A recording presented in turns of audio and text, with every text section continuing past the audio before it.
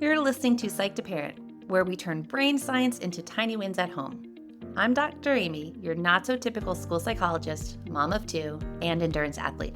I love a good data set and a diagnostic manual, but I also forget permission slips, overthink IEP emails, and occasionally replay the moment I snapped at my kids in the car. In other words, I'm in the messy middle with you, not above it. This show is for parents of big feeling, big thinking kids who are tired of vague advice and Pinterest perfect behavior charts. Each episode, I'll pull back the curtain on what I see in real evaluations, school meetings, my private practice, and my own kitchen, and translate the research into simple scripts, tiny routines, and nervous system friendly tweaks you can actually use. Think of it as a nervous system rehab meets mindset coaching meets a smart, slightly spicy, non-judgy friend in your earbuds.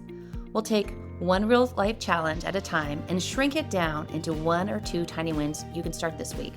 No perfection, no 47-step sticker systems, just small, repeatable shifts that add up over time. Quick legal-ish note in plain English.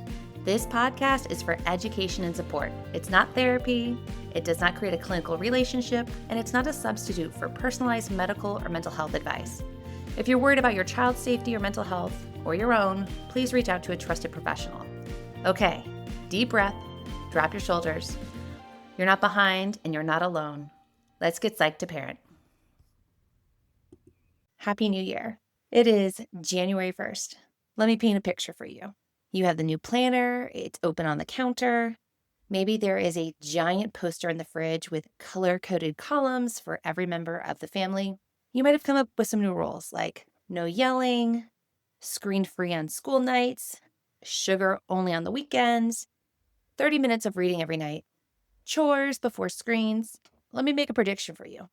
For the next 10 days or so, everyone in your family is on board with this.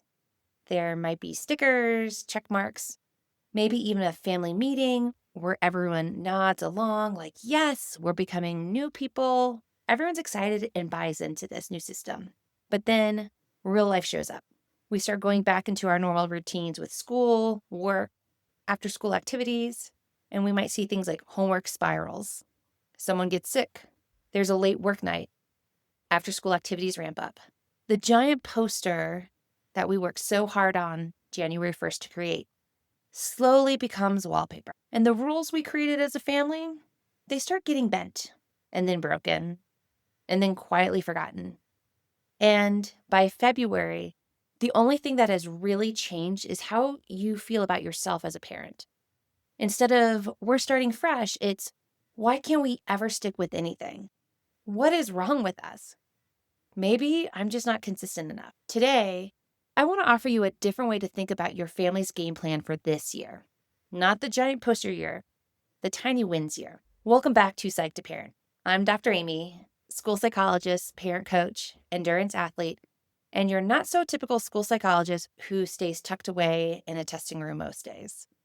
I help parents of strong-willed, big-feeling kids find more calm and confidence using brain-based tools and what I call tiny wins. In today's episode, we're going to zoom out to look at your whole year. This is your tiny wins roadmap, designing your family's game plan for this year. And here's my promise. By the end of this episode, you will have 3 things that you can actually write down. Number 1, one North Star word for how you want home to feel more often. Number 2, one skill your child is practicing right now. And number 3, one 5 to 10 minute tiny win routine that you'll run as a 7-day experiment. And here's a spoiler. We're not doing new year, new family energy. We're going for new year, same humans, slightly kinder plan. Let's name why the giant poster plan fails in so many homes, including very loving homes, like probably many of you who are listening right now. Because a lot of New Year plans are built for Sunday morning brains. And then we try to run them with a Tuesday at 6:30 in the evening kind of brain. The Sunday morning brain is very different than the Tuesday evening brain. On Tuesdays, if you're like me, we have tired brains, hungry brains, overstimulated brains, brains that have already made 900 decisions for that day. And when you're parenting a strong-willed, big-feeling, big-hearted kiddo, a Tuesday brain doesn't need a complicated chart. A Tuesday brain needs a path.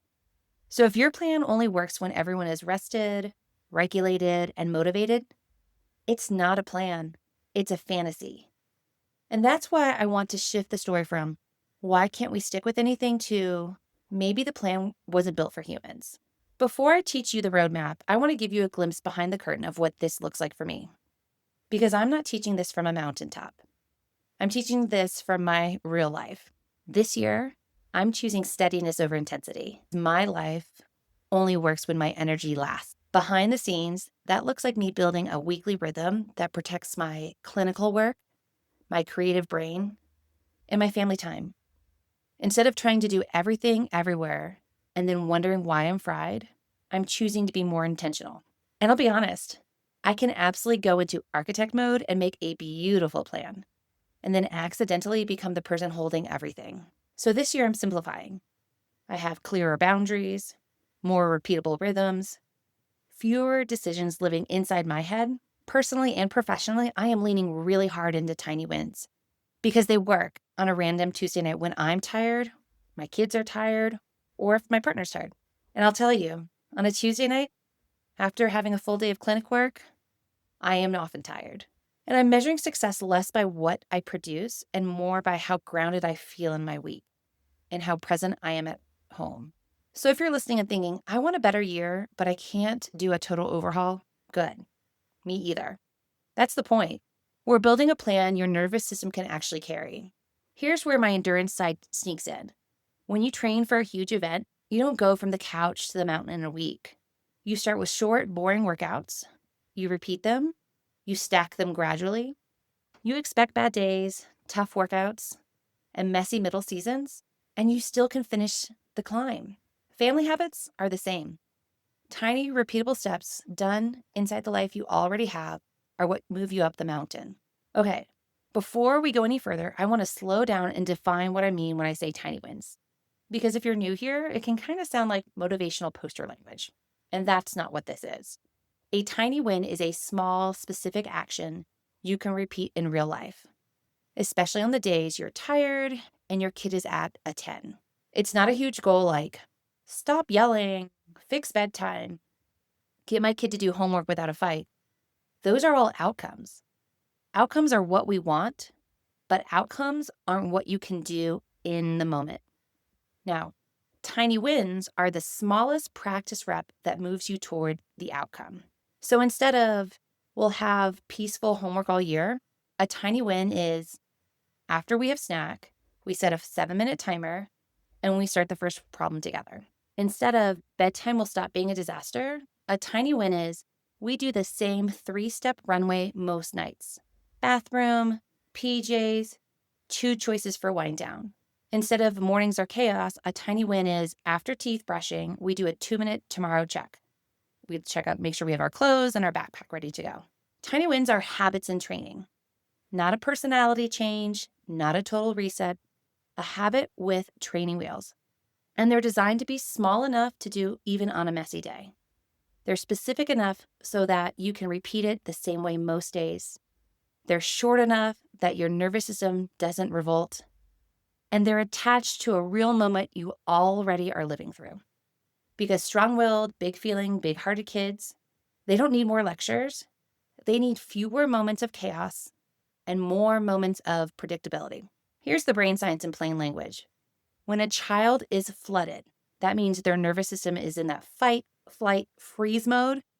Their brain is not in a great place to access getting started, shifting gears, tolerating frustration, using coping skills on demand, remembering directions, being reasonable. So if our plan relies on your child being calm first, it won't hold up. And if our plan relies on you being calm forever, that's also not realistic. Tiny wins work because they reduce how much thinking everyone has to do in the hard moment. They create a simple pattern your brain can recognize. Oh, I know what happens next. And over time, the pattern becomes more automatic. There's less negotiation, less decision fatigue, fewer escalation points. If you want a simple formula, it looks like this. Same cue plus tiny action plus repeat. Those are the 3 variables we're looking at. Cue is the moment that already happens. It might be after school snack, after teeth brushing, when we walk in the door from work, Tiny action is the smallest doable rep. Maybe it's a 7-minute start, a 5-minute reset, a 2-minute check-in. Repeat is the not perfectly, just enough that it becomes familiar. And I'm going to add one more ingredient that matters for real families. Tiny wins include repair, because the goal isn't never messy. The goal is we come back. Okay, now that we're clear on what tiny wins means, let me show you how to design a tiny wins roadmap for this year. Let me pull back the curtain on what I see in my private practice. Here's one example that's happened recently. A parent will come in and say to me, Dr. Amy, homework is a disaster. My son's capable, but he just won't do it. He's lazy, unmotivated. We really need to crack down. On paper, it can sound like a motivation problem. But what I'm looking at is executive functioning. Getting started on a non-preferred task feels like they're pushing a boulder. The child's working memory system is overloaded. That means holding instructions in his or her mind while doing them takes a lot of cognitive energy. I also see regulation is shaky. As that frustration rises, the thinking brain goes offline. So when we design a plan for that family, we don't say, this year we plan for peaceful, focused, 30-minute homework sessions every night. Nope. We say, this year, my child is practicing starting hard tasks. For the next few months after snack, we have a 7-minute timer and start the first problem together. That's a skill, not a character judgment. It's specific, it's measurable, and it gives the nervous system a predictable start line. And just to give you the researchy backbone behind all of this, routines help because they create structure, predictability, and consistency, which reduces stress and supports skill building over time. Here's the translation. When kids can anticipate what's next, they spend less energy bracing and more energy learning. And when we repeat a small routine, the brain starts to automate it. So this isn't cute language. It's take what works and shrink it down so it survives Tuesday. Let's translate this into school language for a second. When a teacher says, he's capable, but he won't do it, they may be describing an executive functioning lag. Things like task initiation, maybe working memory, maybe being emotionally regulated when feeling frustrated. So instead of framing it as a motivation or an attitude type of issue, we can reframe it as something like this. This is a skill we're practicing with small steps. Here's a short collaborative email script you can borrow from me. Hey, Miss Smith, we're helping Charlie practice starting homework using a 7-minute timer after snack each afternoon after school. If you see him trying to get started more quickly or sticking with a task, even briefly, a simple I see you trying would mean a lot to us. We're framing this as a skill he's practicing, not a problem to fix. That's short, skill-based, team energy. Now let's talk about what this looks like in real life. We're going to build your family's game plan together. You can come back and replay this, but for now, just listen and picture your own family as I walk you through it. Step number 1, choose your North Star for this year. When I say North Star, I don't mean a perfect goal or a rigid rule. A North Star is a guiding direction. The thing you come back to when everything feels important and you're tempted to fix all of it at once. It's the filter. It helps you decide what matters most this season. Here are 2 questions to think about. How do I want home to feel more often this year? Keep it simple, 1 or 2 words. Maybe it's calmer, steadier, more connected, less tense, less chaotic. Number 2, what 1 to 2 skills do I want my child to be practicing this year? This is not be less dramatic. That's not a skill. Think starting a non-preferred task, sticking with something for 5 to 10 minutes, using a coping strategy when frustrated, following a 2-step direction, transitioning with less derailment. Okay, do this with me. Pick your North Star word. Say it out loud. Now choose 1 child skill. 1. You can add later, but right now, we're only focusing on 1 skill. Here's step number 2. Turn the North Star into tiny wins. Now we turn the big ideas into tiny, repeatable actions. A tiny win is specific, doable in under 5 to 10 minutes, and repeatable most days of the week. I want you to think in 3 buckets. 1 tiny win for the family system. That might be the environment, the flow, the routine. 1 tiny win for your child. Think of that like a skill rep. And 1 tiny win for you as a parent. Maybe it has to do with your nervous system, your response, your boundaries. Here's a couple examples. Here's one for a family system. After dinner, we do a 5-minute reset. Each person puts away 5 things and we prep our backpacks for school tomorrow. Here's an example for a child, tiny win. After snack, we set a 7-minute timer and start the first problem together. Here's a parent tiny win example.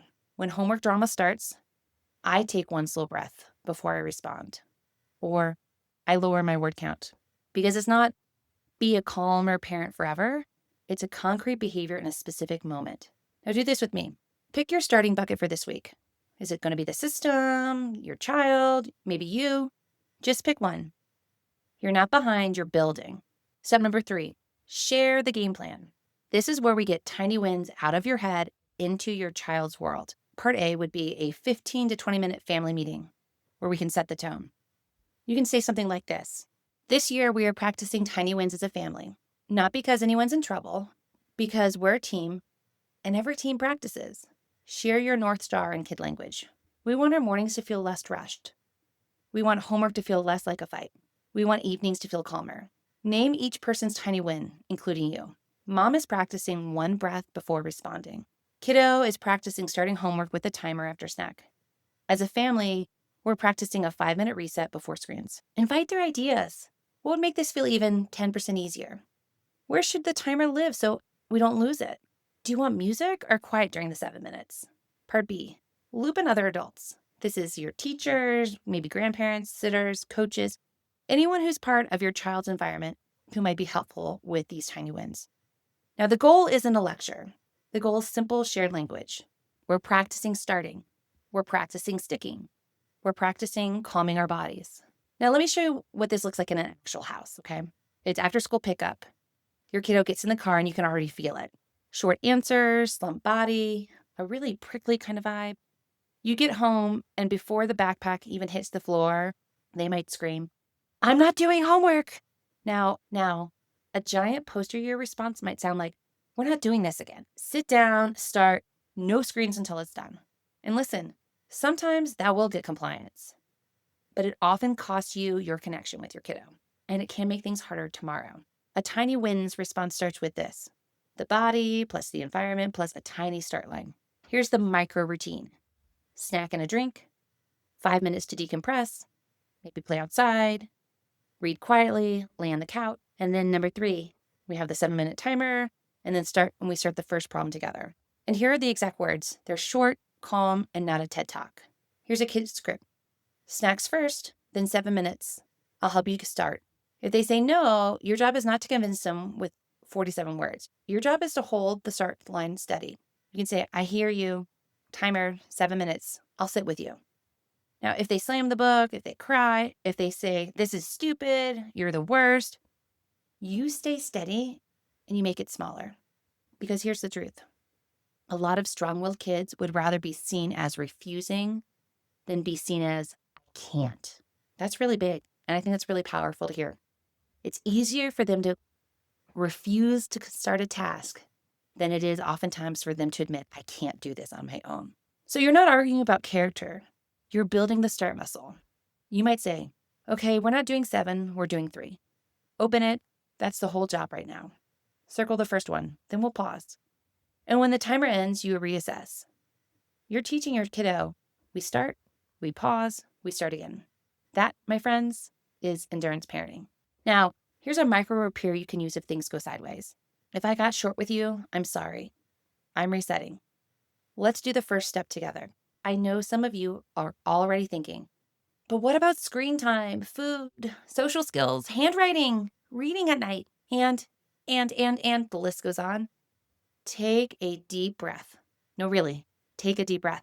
One of the most powerful and uncomfortable parts of designing a tiny wins roadmap is subtracting. I teach this all the time in my private practice. We start with one goal, one small goal. Let's pick the easiest one where we will have the most success. Ask yourself this: what am I willing to put on the back burner this season so we can really practice this one skill? Letting go of the perfect dinner version, dropping an activity that makes everyone miserable, putting away 3 charts and focusing on one tiny routine. You're not failing by doing less, you're being strategic. Let me give you a big feeling kid reframe here. When your child refuses, argues, melts down, procrastinates, or gets stuck, it may not be defiance. It might be their nervous system saying, "This feels too big. I don't know where to start. I'm overwhelmed and I don't have the words for that.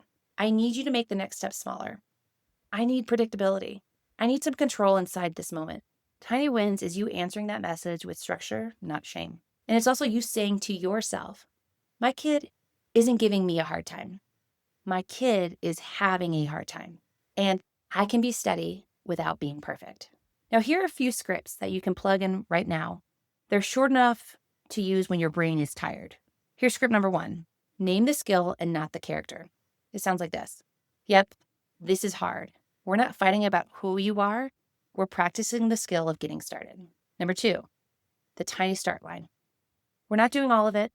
We're doing this for 7 minutes. Then we can reassess. Number 3, co-regulation and a boundary. I'm here with you, and I'm not doing it for you, but I'll help you get started. First step is just opening your workbook. Number 4, a family team vibe. This year, we're practicing tiny wins as a family, not because anyone's in trouble, because we're a team and teams practice. Now here's an optional parent self-script. Breathe, say less, start small. Here are some tiny wins that you can try. Tiny win number 1, a 5-minute Sunday game plan. At some point on Sunday, set a timer for 5 minutes and ask, what's one tiny win we want to practice as a family this week? Write it on a sticky note and put it somewhere visible. I love to put ours on the fridge in our kitchen. The other place where I like to stick ours is on the bathroom mirrors. If your kids are old enough, it's really cool to have them take on some ownership and write it out themselves. Tiny win number 2, anchor one habit to an existing routine. Pick something you already do every day. Here's some of the most common things that I help parents with and that I hear in practice. Brushing their teeth, bathing, getting in the car and putting their seatbelts on, putting lunch boxes away or packing lunches. Now, with any of those routines you pick that are already in place, add a 1 to 3 minute habit. For example, every night after we brush our teeth, we do a 2-minute check for tomorrow. We make sure we have our clothes and our backpacks ready to go. Tiny win number 3, make one environmental tweak. You can ask something like, what can I add or remove to make our tiny win easier? Maybe it's something as simple as a backpack hook by the door, a landing zone basket. Timer lives in one spot. Maybe there's a snack bin that's visible and the kids can help themselves too. Tiny win number 4, skill-based praise that you can tell your child. I noticed you started even though you didn't want to. That's a skill. Here's the reflection question for this episode. What are we trying to solve with willpower that actually needs a system? You're not aiming for perfect. You're aiming for repeatable. If you're listening to this episode and thinking, okay, but what do I actually say in a moment? I made something for you. It's a free guide called 50 AI Prompts for Exhausted Parent. These are tiny scripts for meltdowns, school emails, screen time, all of it. You just copy a prompt, paste it into ChatGPT or your preferred AI tool, and let it help you draft the words so your tired brain doesn't have to start from scratch. You can grab it by clicking the link in the show notes. I'm really honored to be one of the people cheering you on as you build your tiny wins here. We'll keep taking this roadmap together. One North Star choice, one 7-minute start line, one tiny system that survives a Tuesday, and one ordinary night where you skip the giant poster and choose good enough on purpose. Until next time, friends. Thank you for hanging out with me on Psych to Parent. I'm Dr. Amy, your not-so-typical school psychologist, and I'm genuinely glad you're here doing this work instead of quietly white-knuckling it and blaming yourself. Your tiny win from today's episode is simple. Do not overhaul your entire parenting style. Pick one idea, one sentence, or one tiny shift and try it in a low-stakes moment this week. Then notice what changes, even if it is just by 1%. If you want more support, head over to psychtoparent.com. You'll find show notes, simple scripts, and parent-friendly guides that go with these episodes. While you're there, make sure you join the Tiny Wins mailing list so you get weekly brain-based tips, real-life examples from my work with families, and first dibs on new workshops and resources. It's the easiest way for us to stay connected beyond the podcast. If this podcast was helpful, it really does matter when you tap follow or subscribe. Leave a quick review or text it to a friend who is parenting a big-feeling, big-hearted kid too. This podcast is for education and encouragement. It is not therapy, and it's not a substitute for individualized care. If you're worried about your child or yourself, please reach out to a trusted professional in your area. You are not behind. You are not broken. You are building something new, one tiny win at a time. I'll see you in the next episode, probably with a cold coffee in hand, cheering you on.